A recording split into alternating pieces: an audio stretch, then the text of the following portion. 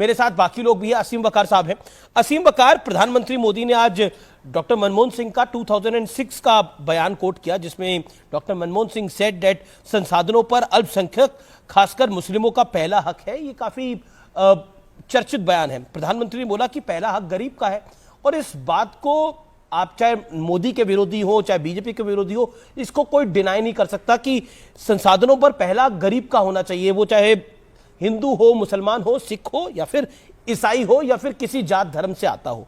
The point is this, जो कि इस समय बहुत मोजो सवाल है, वो ये सवाल है कि क्या आपको लगता है कि हिंदुओं का बंटवारा करके जात का सहारा एक अलायंस लेना चाह रहा है इस देश का, इंडिया अलायंस जिसकी बात कर रहा हूं मैं?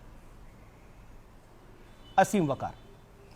देखिए, मैं सबको सुन रहा था, आपसे पहले भी 2 चैनल पर था। मुझे बहुत अफसोस हुआ, भारत जैसे देश के प्रधानमंत्री जो 9.5 साल से गद्दी पे बैठे हुए हैं, वो जब चुनावी मैदान में उतरते हैं और रैलियों में जाते हैं तो सिर्फ हिंदू और मुसलमान जी, इसके अलावा कोई बात नहीं। अफसोस इस बात का है कि आप पूरी दुनिया को क्या मैसेज दे रहे हैं। देखिए, पॉलिटिकल लोग समझते हैं, पॉलिटिकल लोग सब जानते हैं कि जब आपके पास अपने काम दिखाने के लिए और बताने के लिए कुछ नहीं होता है तो आप बंटवारे की राजनीति करते हैं। आप अल्पसंख्यक को बहुसंख्यक से लड़ाएंगे, बहुसंख्यक को पानी पे चढ़ाएंगे कि हक ले लो, ये ले लेगा तो क्या होगा। भारत के प्रधानमंत्री जब धर्मों पे बात करें, जातियों पे बात करें, तो यह सच है कि विकास नाम की कहीं भी कोई काम नहीं हुआ है। मुझे अफसोस हुआ इस बात को सुनकर। प्रधानमंत्री जी को अपने काम बताना चाहिए थे, अपने काम गिनाना चाहिए थे। प्रधानमंत्री जी कह रहे हैं कि गरीबों का सारा देश के संसाधनों पे गरीबों का हक, तो सारे एयरपोर्ट अडानी जैसे लोगों को क्यों दिए जा रहे हैं? बिजली घर अडानी जैसे लोगों को क्यों दिए जा रहे हैं? लाखों करोड़ रुपए अडानी को क्यों दिए जा रहे हैं? किसी गरीब को क्यों नहीं दिए जा रहे हैं? सवाल तो खड़ा होगा ना। अगर आपके हिसाब से संसाधनों पे गरीब का हक है तो गरीब तो कहीं दिख ही नहीं रहा है। गरीब तो कर्जे में दबा हुआ है। ओके, प्रोफेसर रागी, प्रोफेसर रागी, तो बिजली का बिल नहीं जमा हो पा रहा। जी, प्रोफेसर संगीत रागी, ये जो बात मैं नीतीश कुमार पे जी नीतीश कुमार पे एक सवाल करना चाह रहा था। जी जी जी। देखिए, जाति जनगणना की बहुत अच्छी बात है। हर आदमी को पता होना चाहिए कि उसका कितना हिस्सा है और कितनी भागीदारी है। मैं शुक्रगुजार हूं तेजस्वी जी का और नीतीश जी का, लेकिन इस जनगणना के बाद एक बात साफ हो गई कि नीतीश कुमार जी की जो जाति है वो तो 3% भी नहीं है। आप कह रहे हैं जिसकी जितनी संख्या भारी उसकी उतनी हिस्सेदारी, और जिसकी जितनी हिस्सेदारी उतनी उसकी भागीदारी, यह आपका नारा है नीतीश जी का और लालू जी का। तो आपको तो इस्तीफा दे देना चाहिए मुख्यमंत्री की पोस्ट से। आपका तो हिस्सा ही नहीं है। आपको तो किसी आयोग का चेयरमैन बनना चाहिए। और दूसरी बात, मैं नीतीश जी से और तेजस्वी जी से पूछ रहा हूं कि जब जनगणना हो गई और मुसलमान सर्वे हुआ है, जनगणना नहीं है, ये सर्वे है। वहां पर ये जनगणना नहीं है, सर्वे है अभी तक। हाँ, सर्वे जी, हाँ, नहीं, सर्वे। तो मैं खाली ये पूछ रहा हूं कि जब मुसलमान 17.5% से ऊपर आए हैं तो आप हमें डिप्टी सीएम कब बना रहे हैं? ओके, विवेक श्रीवास्तव पहले रिस्पॉन्ड दे दे इस बात का। शपथ दिला रहे हैं? जी, विवेक श्रीवास्तव, मैं आऊंगा। विवेक श्रीवास्तव, ये खेल अगर खेला जाएगा तो खेल तो पूरी तरीके से खेलेगा ना फिर।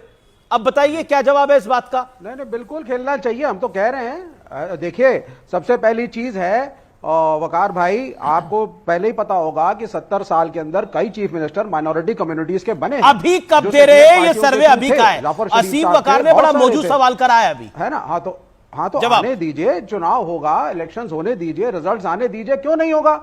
मुसलमान एक बराबरी का नागरिक है, बराबरी का नागरिक होना चाहिए, और हर कॉन्स्टिट्यूशनल पोजीशन के ऊपर एक मुसलमान का उतना ही अधिकार है जितना एक हिंदू का है। यह बड़ी क्लियर सी बात है, इसके अंदर कोई सोच समझ की बात है ही नहीं।